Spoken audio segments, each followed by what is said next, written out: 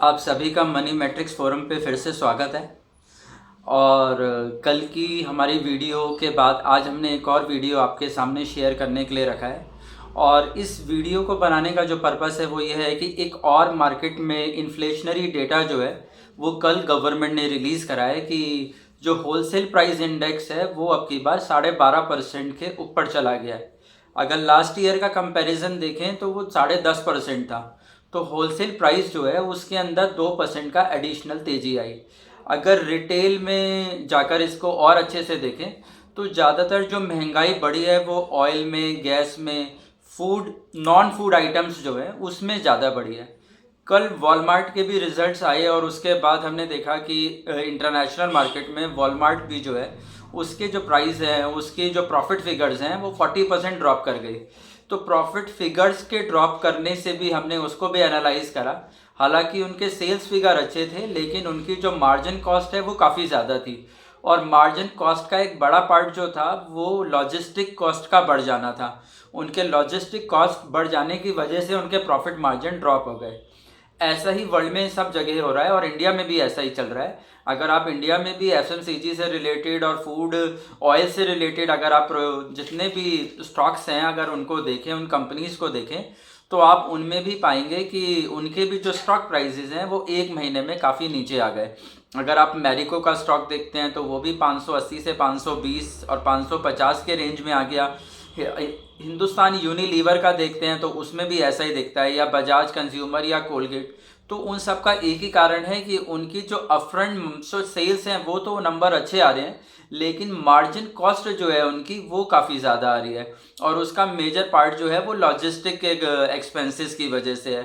तो इसमें हमारी यही सलाह रहेगी कि अभी आप ऑयल और फार्म और एफएमसीजी से रिलेटेड जितने भी काउंटर्स हैं उन सब में अभी थोड़ी सी बिकवाली को और होने दें और उनको थोड़े से कॉम्पिटिटिव प्राइस के ऊपर परचेज करिए।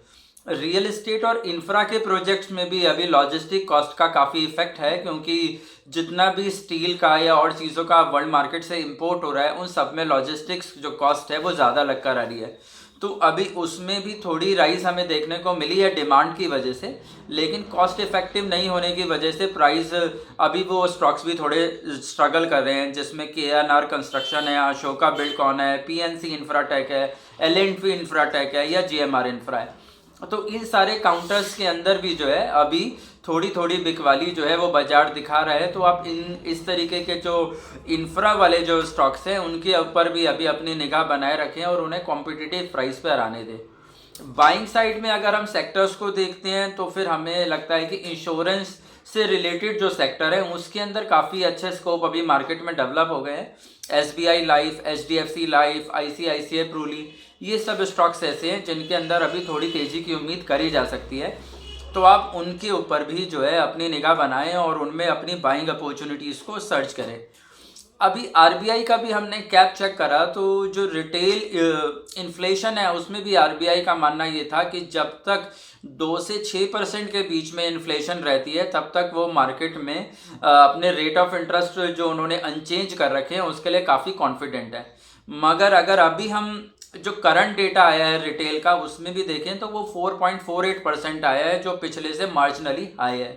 तो मुझे लगता है कि अगर ये डेटा थोड़ा और इंक्रीज करा तो फिर RBI जो है वो इतनी लिक्विडिटी मार्केट में नहीं रख पाएगा, क्योंकि होलसेल प्राइस इंडेक्स के बढ़ जाने से, लॉजिस्टिक एक्सपेंसेस के बढ़ जाने से और फूड इन्फ्लेशन में भी इसका इफेक्ट जो है वो आगे जाके आ सकता है। तो RBI के ऊपर एक प्रेशर होगा कि वो इन्फ्लेशन के डेटा को कंट्रोल करें और मार्केट से एक्स्ट्रा लिक्विडिटी जो है उसको वाइप आउट करें।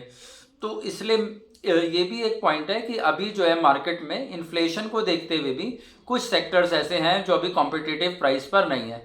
तो यही मुझे इसमें आपको एक अपडेट देना था। और मार्केट में भी आपने देखा ही होगा कि मार्केट अभी भी 18,100 के लेवल पर ही स्ट्रगल कर रहा है और थोड़ा थोड़ा होल्ड हुआ हुआ है वहाँ पर लगता है कि एक बिकवाली का स्कोप अभी इसमें बना हुआ है जो शायद 1-2 दिनों में मिले। तो ऐसी ही हमारी जो ये अपडेट्स हैं इसके लिए आप हमसे जुड़े रहिए और तब तक आप हमारे वीडियोस को लाइक, शेयर या सब्सक्राइब करके जो है हमें एनकरेज करते रहिए। नमस्कार।